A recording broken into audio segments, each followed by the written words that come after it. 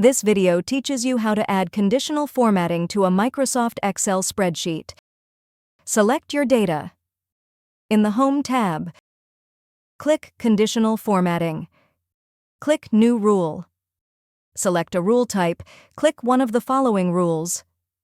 Edit your rule. Click Format. Click the Fill tab. Select a color.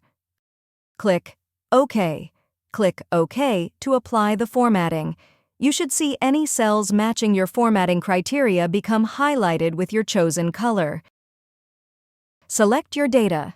Click Conditional Formatting. New Rule. Select a rule type. Edit your rule. Click Format. Select a color. Click OK. Click OK to apply the formatting.